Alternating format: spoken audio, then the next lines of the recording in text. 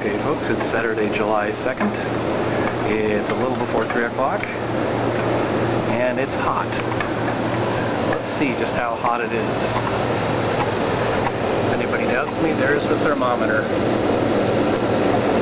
So, let's see what we can do about an update here. The squash are doing nicely. The strawberry hasn't done anything. I'm starting to think that those seeds came and went, and I got a few more seeds, so I'll plant them and see what happens. You can kind of see where the sun is on these plants, and you can kind of see if you look at them how the plants are actually reaching for the sun. Watermelon's doing good. That's the smaller one. There's all the flowers on the lemon cucumber. There's a crookneck. Sort of alive.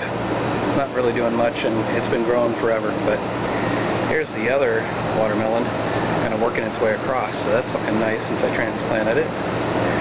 There's probably a pea or whatever. Oh, which reminds me, it looks to me like these down here are actually lima beans.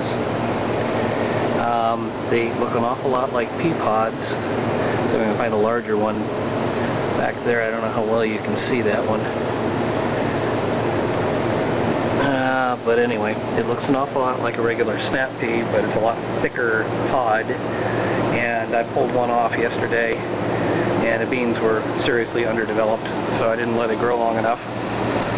The broom corn, if you've never seen it before, so I can get a good contrast here. Now, I can't quite get the sun to work the way I want it to, but maybe you get the idea from that. Beans are doing okay, but if you kind of look, there's not as many leaves there across all the plants. A lot of leaves are falling off. I'm not sure what the deal is with that. Overwatering, underwatering. But I got a few string beans out of it, and if I have to just pull all these plants and reuse this planter, it's not going to be the end of the world. Sweet corn's doing nicely. It's not all that tall. I think I may have kind of stunted it, and it looks like the heat we've had the last few days is kind of making the leaves wilt, but I keep giving it water and they're not popping back up. So I don't know what to make of that. And you can also see down here where there's one of the leaves that's kind of dying.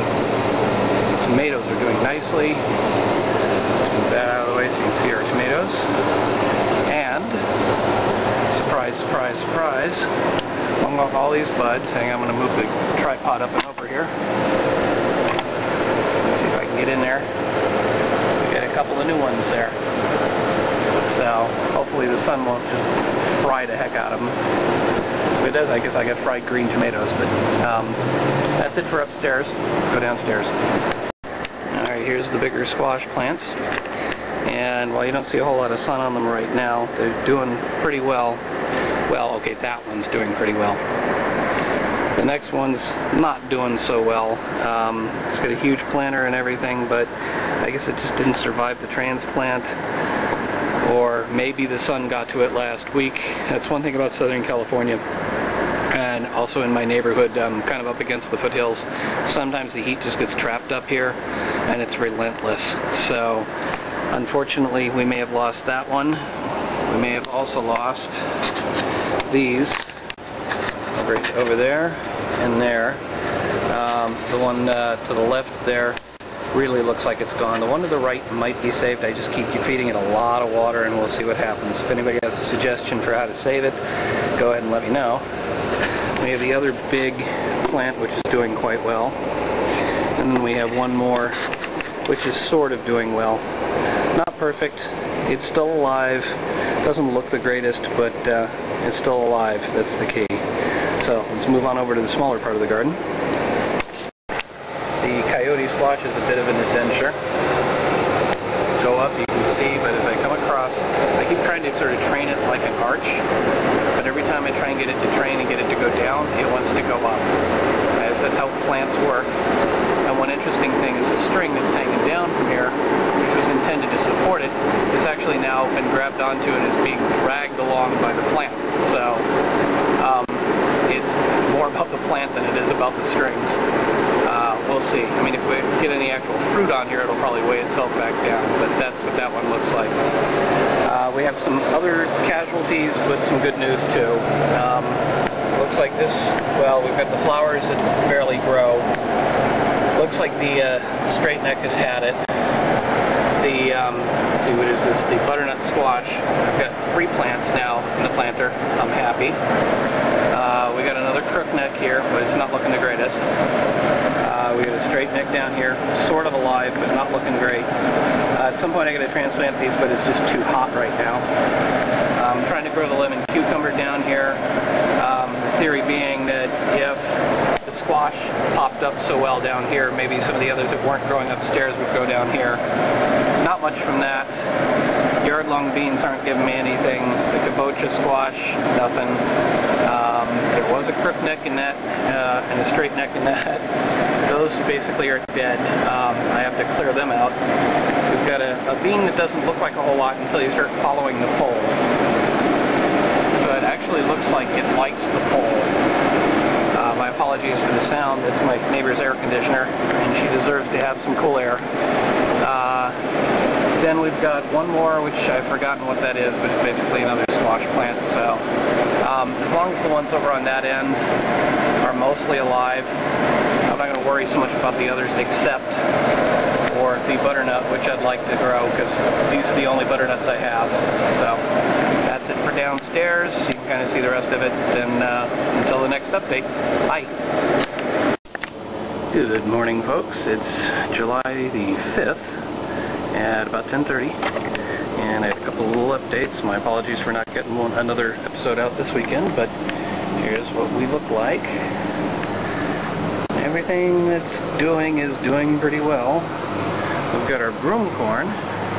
I'll give you a little bit of a view on that. Not a lot for beans, but the real surprise this morning is the corn is doing the same thing as the broom corn now. I don't know if that means corn is shortly behind it, which would surprise me considering it's only that high. But then again, this is not a usual situation where I have this garden, so it could be stunted growth, they could be small ears of corn, I don't know. It's the first time I've ever actually succeeded in growing corn up here on the balcony. Anyway, the tomatoes. We got a couple of nice size tomatoes here. Still growing, not turning color just yet. Working our way around. We've got, I'm going to go sideways for a second. I still have the tripod mounted here. So let's see if I can get in on those. You can see those 2 little tomatoes. I don't see any others right now, but that doesn't mean that they aren't there because they do kind of hide in all of this green here. So that's it for upstairs. And here we are downstairs. So we've got a couple of plants that are looking really good. The rest of them are looking kind of sickly, and there's one kind of in the middle there. That's pretty much it for the big ones. No huge changes that I see. Let's look at the smaller stuff. And so here's the smaller stuff. We've got our, which one is that? The butternut. We've got 3 plants growing in there. I got to separate them soon. Most of it's pretty much the same. I see I'm running low on battery. But the one thing, a couple of things I wanted to show you, the coyote squash and what that's kind of doing with the string there. And then I also noticed the bean that's gone up beyond the pole and just keeps going up. So we'll see what that turns into.